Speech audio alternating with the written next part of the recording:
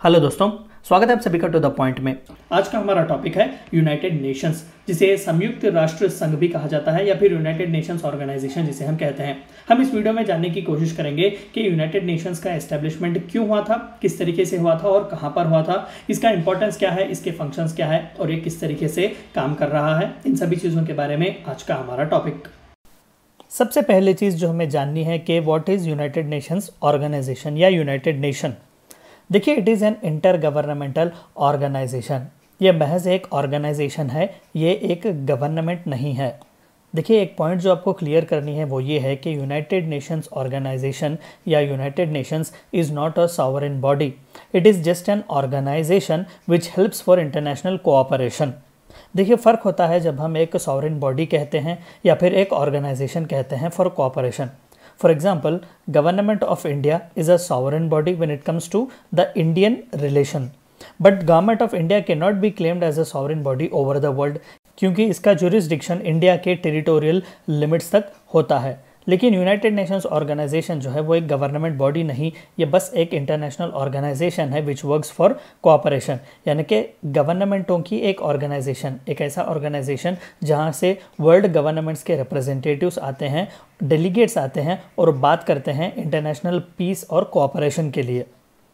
That aims to maintain international peace and security. तो अभी हमने इसके बारे में जाना कि डेलीगेशंस आते हैं, रिप्रेजेंटेटिव्स आते हैं इंटरनेशनल पीस और सिक्योरिटी को प्रमोट करने के लिए। To develop friendly relationships among nations. हम आगे के स्लाइड्स में देखेंगे कि इसका ओरिजिन ही हुआ था ताकि कंट्रीज़ के बीच जो है वो फ्रेंडली रिलेशंस बढ़ा सकें। टू अचीव इंटरनेशनल कोऑपरेशन, बिल्कुल वो कौन सी भी तरीके की चीज़ हो, यूनाइटेड नेशंस ऑर्गेनाइजेशन हमेशा फोर फ्रंट पर रहता है to help the international community to cooperate with each other. To be a centre for harmonising the actions of nations. कभी कभार आपने देखा होगा कि अगर कोई नेशन अग्रेसिव होता है तो यूनाइटेड नेशन एक लॉबिंग ग्रुप की तरह काम करता है। फॉर एग्जांपल, यूनाइटेड नेशन ने रशिया पर जो है वो बहुत ही कड़े सैंक्शंस लगाए हुए थे for its activities in Ukraine. या फिर आपने देखा होगा कि जब इराक में 1986 में केमिकल वेपन्स का इस्तेमाल किया गया तो तब भी जो है यूनाइटेड नेशंस की जनरल असेंबली ने रेजोल्यूशंस पास किए थे कि इराक के खिलाफ एक मिलिट्री कंटिजेंसी भेजी जाएगी। तो इस तरीके से अलग अलग कंट्रीज़ के एक्ट्स को भी जो है वो हार्मोनाइज करता है। इट्स ऑरिजिन, तो यूनाइटेड नेशंस का एस्टेब्लिशमेंट आता कहाँ से है। The UN is headquartered on international territory in New York city. तो UNO का या फिर यूनाइटेड नेशंस का हेडक्वार्टर्स जो है वो न्यूयॉर्क सिटी है, यूनाइटेड स्टेट्स ऑफ अमेरिका।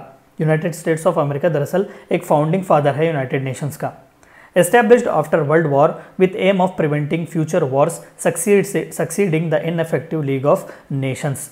इससे पहले कि हम आगे बढ़ें, वर्ल्ड वॉर 1 के बाद जो है लीग ऑफ नेशंस बनाया गया था ताकि अलाइज और फिर जो उनका एक्सिस था उनसे आगे किसी भी तरीके का वर्ल्ड वॉर ना आए। लेकिन league of Nations bitterly failed क्योंकि वर्ल्ड वॉर 2 जो है वो फिर से एरप्ट हो गया। कहीं ना कहीं वेस्ट और ईस्ट के बीच जो है वो दूरियां बढ़ती जा रही थी। तो दरअसल United Nation is just a developed version of League of Nations. On 25th April 1945, 50 governments met in San Francisco.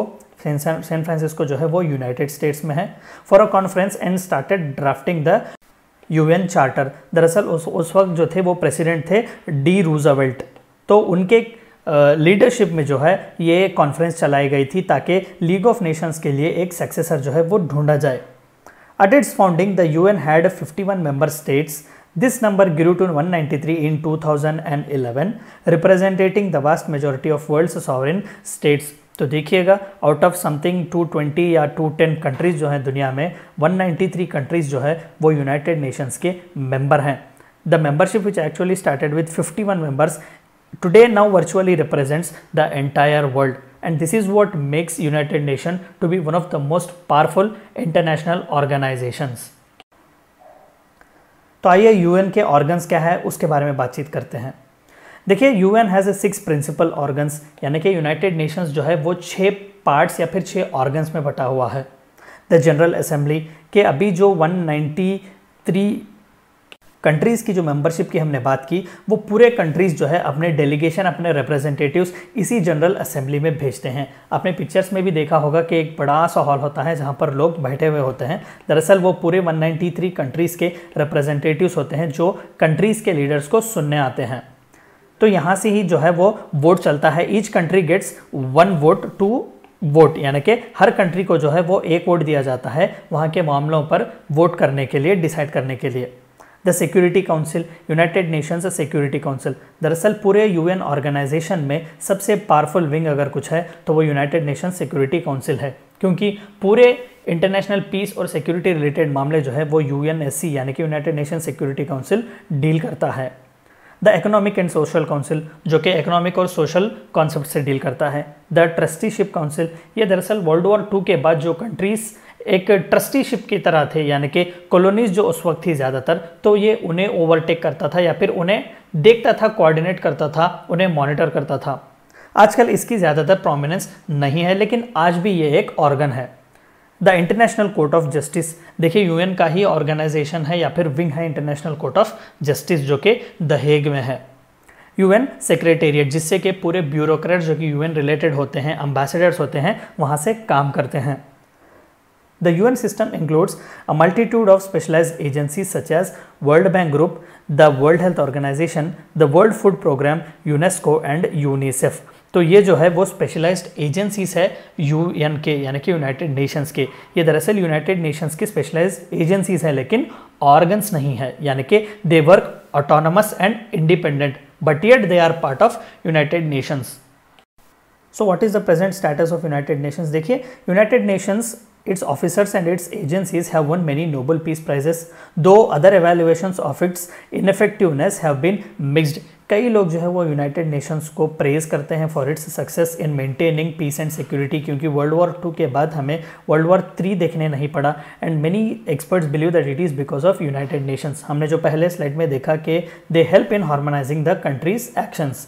लेकिन कई एक्सपर्ट्स का ये भी मानना है कि यूनाइटेड नेशन जो है वो महज वेस्ट का, यानी कि यूनाइटेड स्टेट्स ऑफ अमेरिका या यूके या फ्रांस जैसे पावरफुल कंट्रीज़ का बस एक लॉबी ग्रुप की तरह बच चुका है। उसके कई इनफेक्टिवनेस है या फिर कई बार ये इनफेक्टिव रहा। कई एग्जांपल्स जो देते हैं वो है पैलेस्टीन का मामला भी जो है वो रिजॉल्व नहीं हुआ, और भी जो है लेबनान क्राइसिस की बात हम करते हैं, ठीक है। तो ऐसे कई क्राइसिस आ चुके जहाँ पर लोगों को या फिर एक्सपर्ट्स को ये पता चला कि United Nations is supreme, but it is also not infallible. Some commentators believe the organization to be an important force for peace and human development, बिल्कुल, while others have called it ineffective, biased and corrupt। तो जो कुछ भी allegations हो, जो कुछ भी positives और नेगेटिव्स हो, United Nations has been successful in preventing a world war 3।